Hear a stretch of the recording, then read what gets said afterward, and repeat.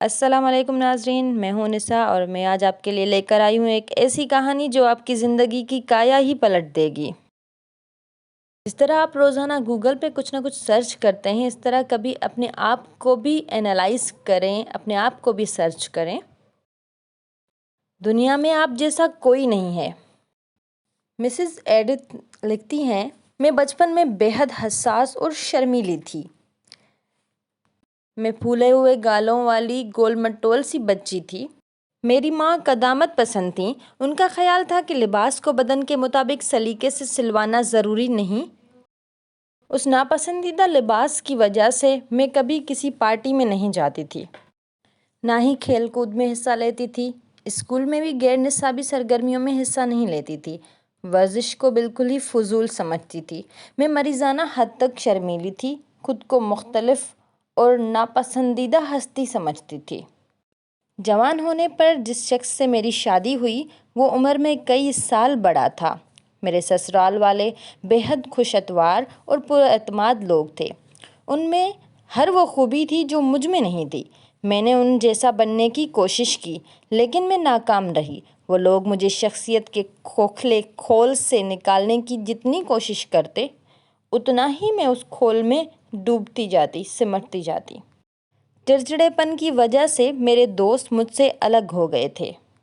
میں ایسی مریضہ بن گئی تھی کہ اگر دروازے پہ دستک ہوتی تھی تو اس سے بھی میں پریشان ہو جاتی تھی کہ اب نہ جانے کون سی ناگوار ملاقات برداشت کرنی پڑے گی۔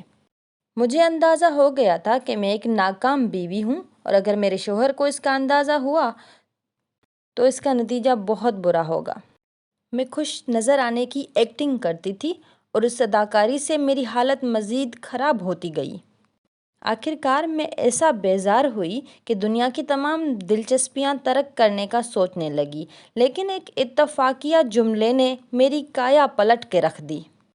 ایک دن میری ساس نے اپنے بچوں کی پرورش کے انداز کے بارے میں بتایا کہ میں چاہتی ہوں کہ میرے بچے جو کچھ ہیں وہی بننے کی کوشش کریں۔ مجھے ایک دم یہ احساس ہوا کہ میری حالت اسی وجہ سے خراب ہے کہ میں وہ بننے کی کوشش کر رہی ہوں جو میں نہیں ہوں۔ میں نے اپنی اصل شخصیت کو پردوں کے پیچھے دھکیل رکھا ہے۔ اس دن میں خود شناسی میں مصروف ہو گئی تو میں نے خود کو بہت ہی الگ پایا اور اسی دن سے ایسے لباس پہننے شروع کیے جو میرے خیال اور میری قدامت کے مطابق سے موزوں تھے۔ میں دوستوں کی اجتماعات میں حصہ لینا شروع کر دیا اور ایک تفریحی کلب کی ممبر بن گئی۔ کے وقت بہت نروس ہو جایا کرتی تھی لیکن آہستہ آہستہ ہمت و حوصلہ پیدا ہوا۔ اس منزل تک آنے تک خاصا وقت لگا لیکن مستقل مزاجی سے مصروف رہی اور آج جو مجھے مسرتیں حاصل ہیں ان کا کبھی تصور بھی نہیں کر سکتی تھی۔ اپنے بچوں کی تربیت کرتے وقت ان کو بھی میں نے یہی درس دیا کہ تم جو کچھ ہو وہی بننے کی کوشش کرو۔ اگر ہم اپنے آپ کو تلاش کریں تو ہم ہیں وہی بننے کی کوشش کریں تو اسی میں ہماری کامیابی ہے۔ ناظرین، امریکن رائٹر ڈیل کارنیگی کی کتاب سے میں نے یہ ایک تجزیہ پیش کیا ہے۔ اگر آپ کو پسند آیا ہو تو کمنٹ میں ضرور بتائیے گا اور ہمارے چینل کو ضرور سبسکرائب کیجیے گا۔ اللہ حافظ۔